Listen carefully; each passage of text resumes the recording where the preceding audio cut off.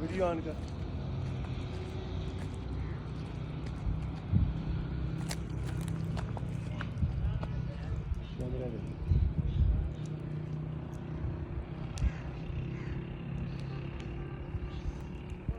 بسم اللہ الرحمن الرحیم.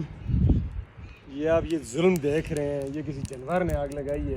وہ درخت بھی جل رہے ہیں، سارے چھوٹے پودے جو ہیں وہ بھی ختم ہو رہے ہیں، اور چرند پرند چھوٹی اشرات جتنی بھی ہیں ساری اس میں خراب ہو رہی ہیں. یہ کتنے عرصے سے یہ آگ لگی ہوئی ہے، لیکن جنگلات کے دفتر کی طرف سے، اس ادارے کی طرف سے کوئی ایکشن نہیں ہے. ڈی سی کی طرف سے، اے سی کی طرف سے کوئی چیک اینڈ بیلنس نہیں. جس کی مرضی آتی ہے وہ آگ لگا کے چلا جاتا ہے. اور یہ ساتھ روڈ ہے، کوئی جنگل نہیں ہے. یہ اتنی آسانی سے کوئی آگ لگا گیا.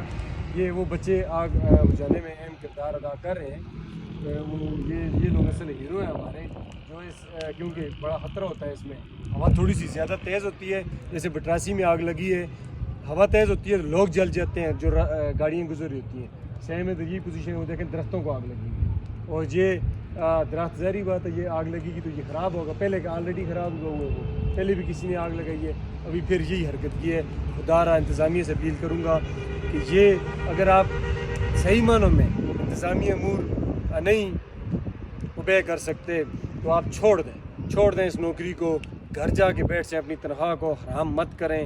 ایسے لوگوں پہ چیک اینڈ بیلنس رکھیں. جنگل کا ادارہ بنے، ان کے پاس پوری ٹیم بنی ہوئی ہے، پھر بھی روزانہ جدھر دیکھتے ہیں ادھر آگ لگی ہوتی ہے.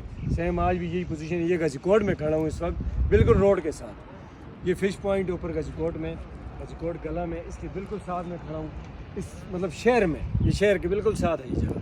ادھر آگ لگائی ہوئی ہے. ابھی میں کال کرتا ہوں 122 پہ کہ اس کو فوری طور پہ یہ آگ بجھائی جائے، کیونکہ یہ پھیلتی جا رہی ہے. اوپر بھی کی ہے، کافی بچے لگے ہوئے ہیں، لیکن کوشش کرتے ہیں، کال کرتے ہیں کہ اس آگ کو آگ پہ قابو پہ.